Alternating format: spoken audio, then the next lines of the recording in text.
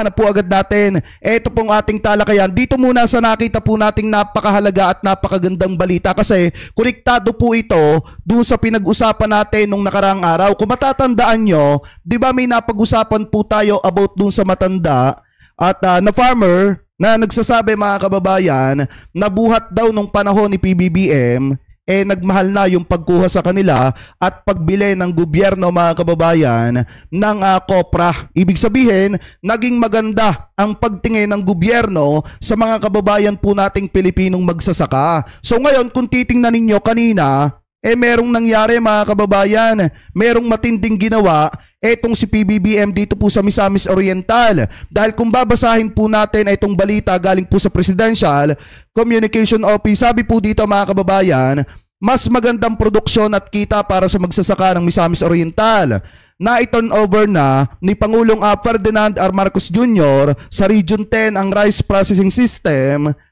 at dalawang facility para sa mas magandang kalidad ng bigas, mas mataas na kita para sa mga magsasaka. At higit sa lahat, mas madaling produksyon.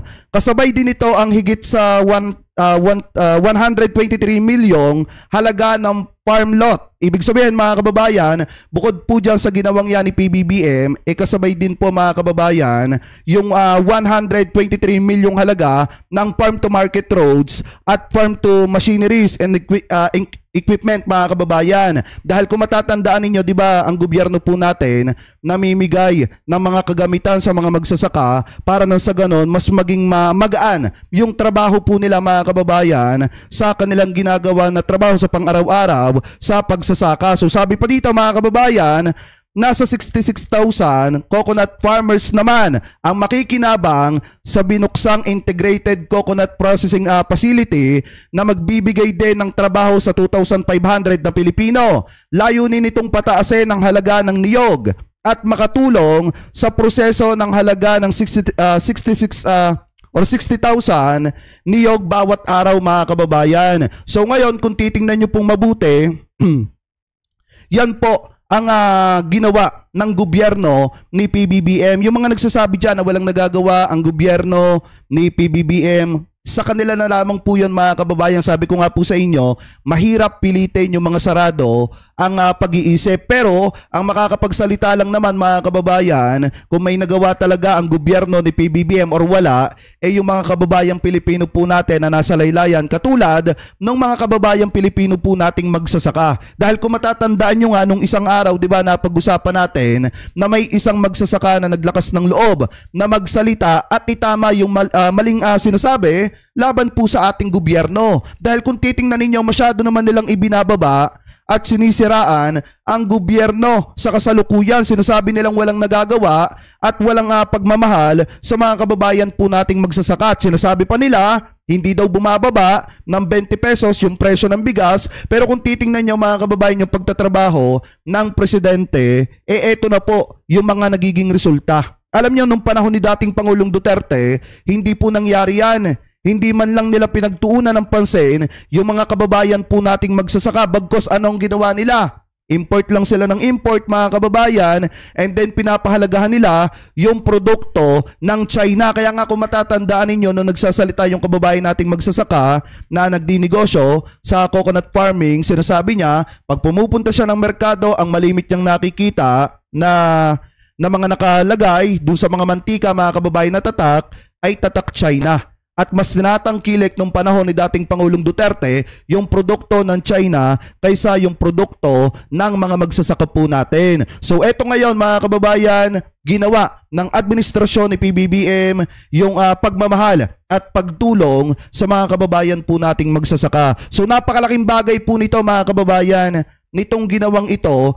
ng ating gobyerno para makatulong sa mga kababayang Pilipino po nating magsasaka. Bukod doon sa pamimigay ng lupa, ginawa din ni PBBM na mapadali yung trabaho ng mga kababayan po nating magsasaka. Ano po? So ngayon, punta naman po tayo mga kababayan dito sa next topic po natin, na kung saan eto daw po mga kababayang si Camille Villar ay pinagpapaliwanag dahil po sa nag-viral na pamimili ng boto. Ibig sabihin, nagsagawa ng vote buying di umano. Eto daw pong si Camille Villar. Kita nyo mga kababayan na kung gaano kabilis ang karma Dahil sabi ko nga po sa inyo mga kababayan, kapag ka kasi pabale-balentong ka, alam nyo na kung ano yung kinakahinatnan. Mahirap pagkatiwalaan ng tao, yung tao na pabale-balentong sa kanyang pananaw. Alam nyo mga kababayan yung nasa alyansa, tapos biglang lilipat sa DDS mga kababayan porket hindi nagugustuhan yung nangyayari sa totoong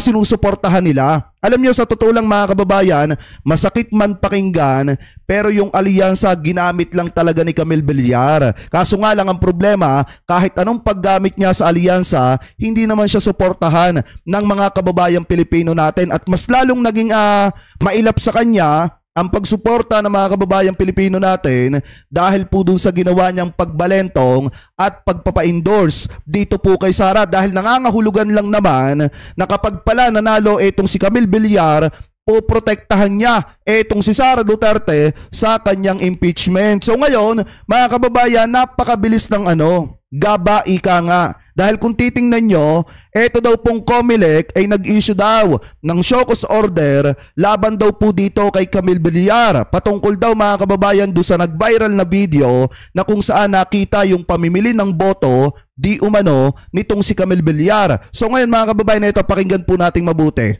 Report! Senatorial bet Camille Villar, pinagpapaliwanag ng COMELEC kaugnay sa reklamong vote buying.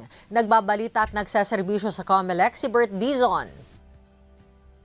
TV sa show cause order, pinagpapaliwanag ng Commission on Elections si Senatorial bet Camille Villar matapos makatanggap ang Committee on Contrabigay ng reklamo sa umano'y vote buying na nangyari sa isang pagtitipon. Baka sabihin nung iba, Jake, fake news ka naman wala namang ganyan si Ma'am Camille Villar. Hindi yan pagpapaliwanagin ng COMELEC mga kababayan. Kung hindi nakita at kung walang nakakita na talagang nagsagawa si Camille Villar ng ganong klase ng gawain. Alam niyo naman mga kababayan, wag na tayo maglokohan dito. Mapipera ang mga Villar at kaya nilang gawin lahat ng gusto po nilang gawin. Kaya nga mga kababayan, kung mamimili ng boto, kayang-kaya po nilang gawin yan. Kaya kung tutusin talaga mga kababayan, sabi ko nga po sa inyo, tama na yung mga panahon na nasubukan natin etong mga Villar. Suportahan natin mga kababayan yung mga tao na talagang yung mga politiko na tumatakbo na talagang ang interes ay pagsilbihan yung mga kababayang Pilipino po natin. At saka yung suportahan ninyo yung politiko na hindi marunong matakot. Porket big fish yung kalaban nila sa politika. Yung politiko mga kababayan na may lakas ng loob na ipakulong yung mga big fish na nakagawa ng pagkakamali sa mga kababayang Pilipinong pobre na katulad po natin. So ngayon ipagpatuloy pa natin. Sa Barangay Buhay na Tubig, Imos, Cavite. Ayon sa natanggap na ulat ng Committee on Contrabigay, sa loob ng nasabing pagtitipon ay may tila isang raffle at may nag-aabot ng pera kung naroon ang presensya ni Camille Villar. Abangan ang kabuang balita nito sa headline sa hapon. Kaserbisyo mo sa COMELEC, Bert Dizon para sa Teleradyo Serbisyo at Radyo 630. Kita nyo yun maliwanag, pinagpapaliwanag daw ng COMELEC etong si Camille Villar kasi nga sa isang event mga kababayan, may nagpaparapol, may nagbibigay ng pera, sakto na naandudun daw etong si Camille Villar. Pero mga kababayan, huwag kayong mag-alala. Sinagot daw yan ni Camille Villar at eto daw po yung sabi niya mga kababayan. Pakinggan po nating mabuti. Sabi po dito sa News 5, eto daw, itinanggi ni Senatorial Candidate Representative Camille Villar ang aligasyong sangkot siya sa vote buying. Kasunod dito ng anunsyo ng Commission on Election, COMELEC Contrabigay, komite na mag-issue ito ng show cause order laban kay Camille Villar. Dahil sa umano'y vote buying, nag-ugat ang aligasyon sa isang social media video ng pagdalo umano ni Villar sa isang event sa Imos, Cavite kung saan may nagpaparapol daw at nagbibigay na at tumatanggap ng pera mga kababayan. Hindi pa natatanggap ni Villar ang show cause order pero kumpiyansa siya na malilinis ang kanyang pangalan. Mga kababayan, ito ang tanong ko sa inyo, naniniwala ba kayo mga kababayan na malilinis pa? Na malilinis pa mga kababayan ni Camille Villar yung kanyang pangalan? Alam naman po natin mga kababayan, sabi ko nga po sa inyo, doon na nga lang sa issue ng Prime Water, hindi po siya makapagbigay ng komento. Bagkos mga kababayan, iniiwasan niya yung hinanain at saloobin ng mga kababayang Pilipino po natin patungkol dun sa prime water. Tapos ngayon, may panibagong aligasyon na naman. Biruin nyo ha kung gaano kabigat yung expose na inilabas ng Rappler na hindi masagot-sagot ni Camille Villar. At ngayon naman mga kababayan, may panibagong issue na naman na kung saan kumpiyansa naman daw etong si Camille Villar na malilinis niya ang kanyang pangalan. Pero gaya nga po ng sabi ko sa inyo mga kababayan, kung naando doon si Ma'am Camille Villar tapos may namimigay ng pera na idinadaan pa sa parapol mga kababayan, ibig sabihin kaninong kapakinabangan yon? Di ba mga kababayan, lalo na't mag-e-eleksyon?